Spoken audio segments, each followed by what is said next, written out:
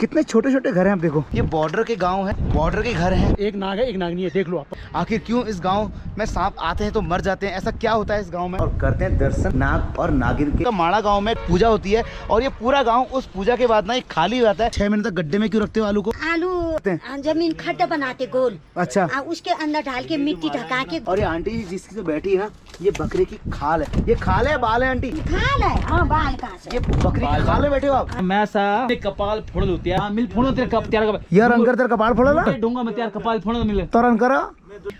तो यार तुम्हारे जो रोहित पहाड़ी है ना, वो ऐसे ही एडवेंचर करते रहते हैं। लाभ चल लौटना खाली हो थोड़ी सारी चाट गया। चल भाई चल चल, टिकट।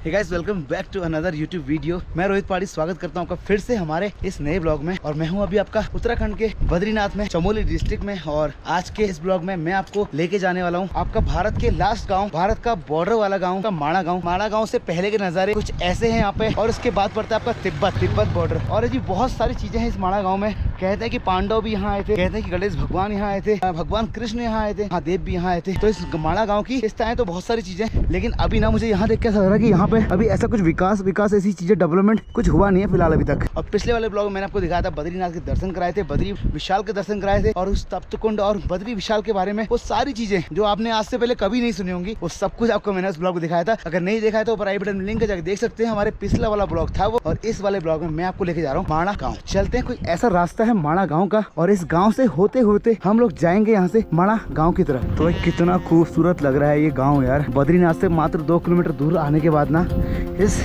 जगह के नज़ारे ही कुछ अलग हो गए हैं। एकदम से शांति सी है यार यहाँ पे बिल्कुल ना।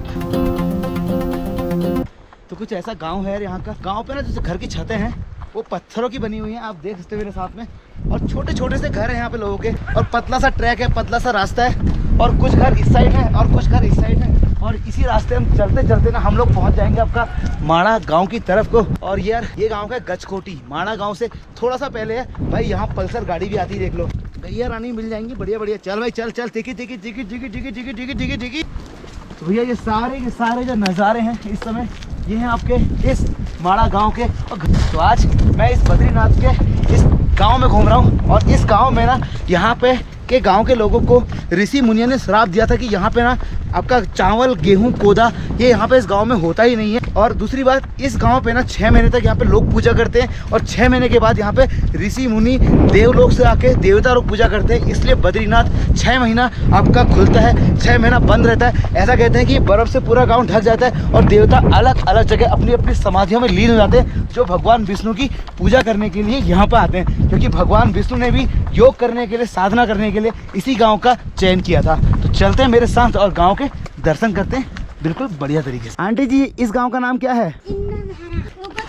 गचकोटी। नाग नागिन जोड़ा गचकोटी। भैया यहाँ पे हम लोग पहुँचे, यहाँ पे एक शॉप दिखी मुझे छोटी सी, और यहाँ पे इस गांव का नाम है नाग नागिन जोड़ा गचकोटी। इंदर लोग, क्या कहा आपने? इंदर धारा ऊपर है, इंदर धारा उधर है। हाँ, इंदर लोग पानी आ रहा ना। अच्छा, इधर इंदर धारा नाम से है। और आपका ना इधर माड़ा गांव में ना लोग खेती भी करते हैं, और इस तरीके से आप देख सकते हैं मेरे ठीक सामने लोग अपने बैलों के साथ लगे हुए हैं, हल जोत रहे हैं। तो भैया जी मैं माड़ा गाँव की तरफ जा रहा था, तो आपका ये नाग नागिन जोड़ा गचकोटी नाम से गाँव पड़ता है। आपका ये गाँव है, तो यहाँ पे कुछ लोग खेतों में अपने काम कर रहे हैं, काम करते हैं। चलते हैं इनसे बात करते हैं कि भाई आखिर यहाँ पे डेवलपमेंट तो कुछ दिख नहीं रहा है, तो ये कैसे अपना जीवन यापन करते हैं, क्या क्या दिक्कतें आती हैं इन लोगों के साथ। चलते हैं इनके खेतों की तरफ। ऐसे कुछ खेतों के रास्ते, वो गेट ऐसे बनाया जाता है यहाँ पे। ये मैं आपका माड़ा गांव से पहले गचकोटी गांव के खेत में आ गया हूँ, और यहाँ पे ना कोई अंकल जी हैं, और वो अपना खेत में काम कर रहे हैं, तो उनको जाके देखते हैं, उनसे बात करते हैं। नमस्कार अंकल जी, खेत जुताई चल रही? आलू लगा रहे हो अभी? लगा रहा हूं। अच्छा, यहाँ आलू होता है? हाँ। तो यहाँ तो ठंडा होता है, यहाँ पे ठंडे में 3 महीने में आलू हो जाता है। 3 महीने में आलू हो जाता है। हाँ। और कौन कौन सी फसल होती है यहाँ पे? पालक, धनिया, मेथी, गोभी, मूली, मटर। अच्छा। और आपका वो क्या कहते हैं, ये मेथी हो जाता है, पालक, राई भी हो जाता है। हाँ। और धनिया और सब्जी, गोभी, बंद गोभी, फूल गोभी। अच्छा, ये दोनों हो जाते तो हैं। यहाँ इतनी खेती के लिए मतलब बारिश पर्याप्त मात्रा होती है यहाँ पे? पानी ट्राई करते हैं, पानी वहाँ से अच्छा लेके आते हैं? ना नल लगा है ये सामने पे। अच्छा, नल से करते सिंचाई करते? बारिश तो यहाँ कमी होती है? ना बारिश होती है। लोग कहते हैं कि यहाँ बारिश कम, स्नोफॉल ज़्यादा होता है। बारिश उस वैली में कम होती है, अच्छा। ये मलारी से ऊपर लास्ट गांव इंडिया का नीति गांव पड़ता है। नीति गांव, अच्छा, नीति गांव। नीति वैली बोलते हैं। नीति वैली, ये माणा वैली। माणा वैली, नीति वैली। नीति वैली। तो यहाँ पे मतलब स्नोफॉल जब होता है तो आपकी फसल खराब नहीं होती है वो जरा? लास्ट वीक को बर्फ आती है। जैसे यहाँ माना का घंटाकरण का पूजा हुआ, अच्छा, वैसे 16 नवंबर को हम निकल जाते हैं। 16 नवंबर को आप निकल जाते हैं। अच्छा, जिस दिन मतलब ये द्वार बंद होते हैं बद्रीनाथ के? बद्रीनाथ को कभी 19, कभी 18, कभी 21 को बंद होती है। अच्छा, माना का पूजा होती है, एक बड़ा भव्य मंदिर है घंटाकरण का। माणा में पूजा होती है? हाँ। घंटाकरण। घंटाकरण। हाँ। हाँ। ये पूजा होती है 10 नवंबर से। 10 नवंबर से होती है? 10 नवंबर से 15 नवंबर तक। अच्छा। 15 नवंबर के बाद 16 नवंबर को सब खाली हो जाएगा वहाँ माना गाँव। अच्छा, कहने का मतलब है कि भैया जो यहाँ स्नोफॉल होता है ना, बद्रीनाथ का जो मंदिर बंद होता है, उसके बाद यहाँ पे आपका माणा गांव में घंटाकरण नाम से एक पूजा होती है, और ये पूरा गांव उस पूजा के बाद ना एक खाली हो जाता है। माणा गाँव खाली। माणा गांव और आपका ये वाला गांव भी खाली हो जाता है? इधर भी खाली हो जाता है। तो फिर आप लोग कहाँ जाते हैं यहाँ से? चमोली, गोपेश्वर, तो वहाँ भी आपके घर हैं? वहाँ भी घर है। अरे क्या बात है, आपके दो घर हैं। हमारा एक घर भी ढंग से नहीं चल रहा है, आप दो घर चला रहे हो। कौन सा मंदिर है? मंदिर नाग नागिनी का। ये जो मंदिर है, ये मंदिर है, इसके अंदर नाग नागिनी है। नाग और नागिन?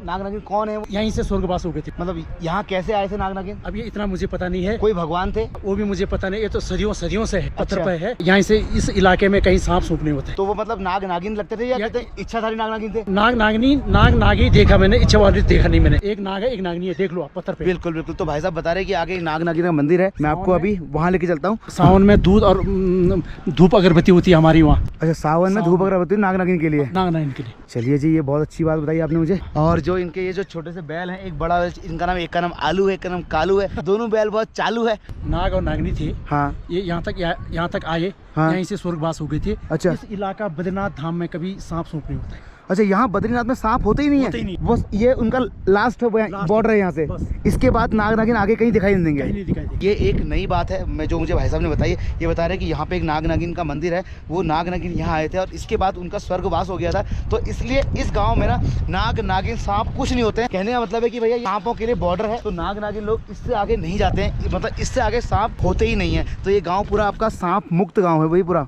तो आपके बच्चे यहाँ लोकल में रहते हैं या आउटसाइड रहते हैं, बाहर रहते हैं? लड़की की शादी होगी। अच्छा। लड़का अच्छा। देहरादून तैयारी कर रहा था। तो भैया ऐसे यहाँ के माणा गांव के खेतों में होती है भैया आपका ऐसे जुताई होती है, ऐसे यहाँ के फसल पे लोग काम करते हैं, तो कुछ ऐसा नजारा रहता है आपका यहाँ का। चल भाई कालू, चल भाई लालू, लालू और कालू। माणा गांव से पहले के जो नजारे हैं वो मैंने आपको दिखा दिए हैं, और अब मैं आपको लेके चलने वाला हूँ यहाँ पे एक नाग नागिन का जो मंदिर है, उस मंदिर में लेके चलने वाला हूँ। और आखिर क्यों इस गाँव में सांप नहीं होते हैं, आखिर क्यों इस गाँव में सांप आते ही नहीं है, आखिर क्यों इस गाँव में सांप आते हैं तो मर जाते हैं, ऐसा क्या होता है इस गाँव में, के लिए मैं आपको लेके चलता हूँ नाग नागिन जोड़ा वाले मंदिर में, कि क्या हुआ था उन सांपों के साथ इस गांव में। अब यहाँ पर सांप होते ही नहीं है। तो चलो अभी मैं आपको दर्शन कराता हूँ उस नाग और नागिन का, जो डायरेक्ट यहाँ से आपका बद्रीनाथ से माणा गांव से स्वर्ग की तरफ चले गए थे। तो भैया जी मैं आपका आ गया हूँ उस नाग और नागिन के मंदिर के सामने, जहाँ पे उनका स्वर्गवास हुआ था, और यहीं से वो आपका स्वर्ग की तरफ चले गए थे। हमने लिखा है नाग नागिन मंदिर गजकोटी। तो चलते हैं मंदिर के अंदर और करते हैं दर्शन नाग और नागिन के। आखिर वो कौन से नाग नागिन थे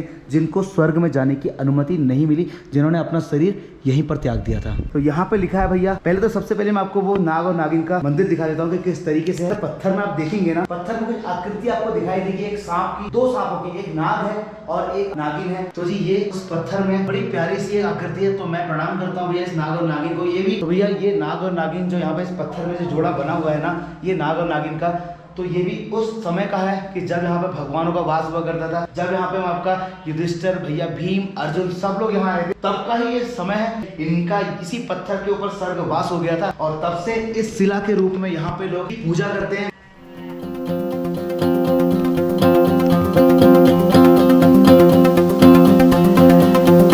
यहाँ पे ना हम आपका जो आलू के खेत से आपके आए ना, आपको दिखाया कि वहाँ पे अंकल कैसे हल जोत रहे थे। तो यहाँ पे एक आंटी जी हैं, उस हल के लिए बीज बना रही हैं। तो आंटी जी ये कितना बीज होगा कम से कम? एक खेत को होगा ये सब, एक खेत को जो वहाँ खेत में हो रहा काम चल रहा है, उससे ज्यादा हो गई। उससे ज्यादा होगा? तो आप इसे कहते 6 महीने तक गड्ढे में क्यों रखते हो आलू को? आलू अब अंदर रखेंगे तो चूहा काटता है, चूहा काटता है।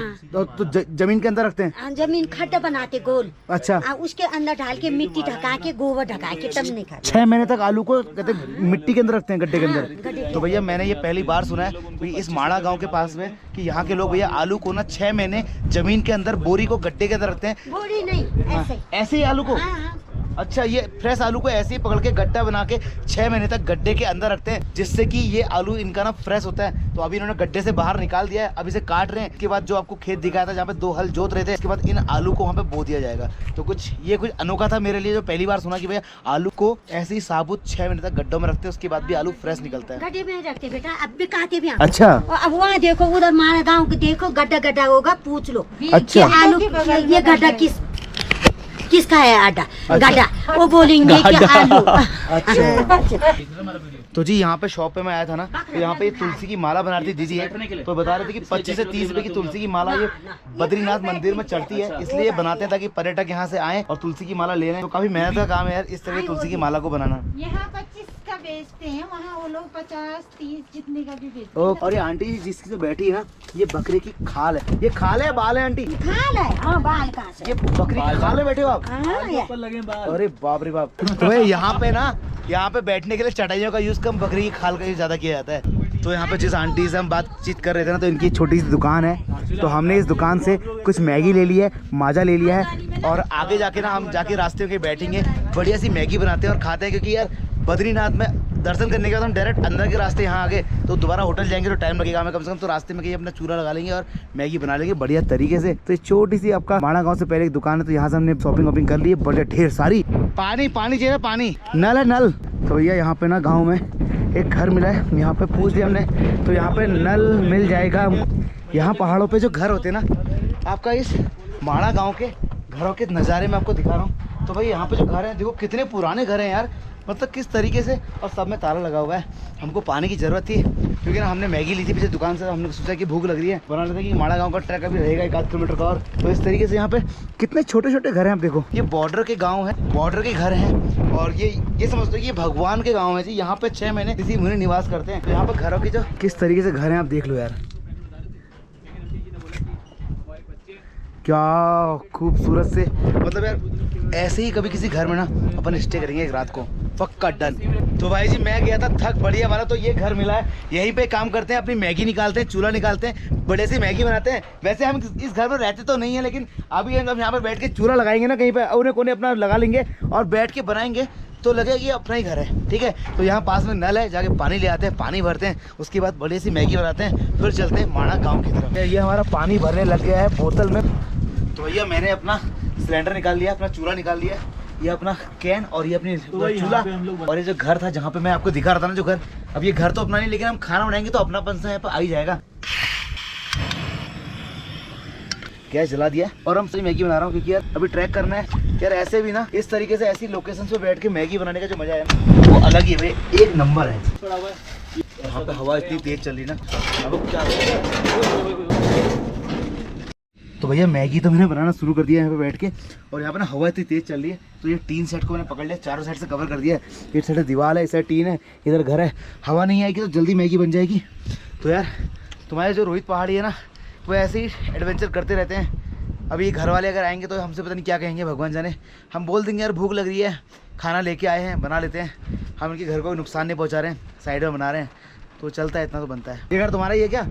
हमारा होंदू यो घर हमारा होंदू कब जान है? बेटियां कग जान या गोदी जान मारा जान तो करते रहना मावड़े मैसा मकान जान एने कपाल फोड़ लो यार।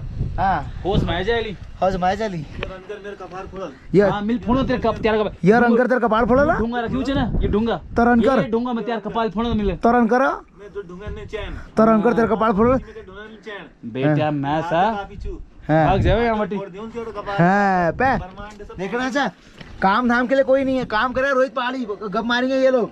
तो भैया जी मैगी हो गई है अपनी रेडी, और लौंडे अपने हो गए शुरू। देखो क्या वादियों में किसके घर में बैठ के ये लोग मैगी खा रहे हैं, देख लो भैया। हमारे पास स्पून नहीं है, तो ये बड़ा वाला जो होता है ना, उससे ही खा रहा हूँ मैगी। स्पून खो दिया हमने, अब यही बचा है हमारे पास खाने के लिए, इससे हम लोग बनाते हैं, इसी से खा रहे हैं। तो भैया मैगी तो लौंडों ने कर दी खत्म, तो मैं पी रहा हूँ खाली पानी। हाँ लाभ चल लौटना खाली भोसड़ी के सारी चाट गया।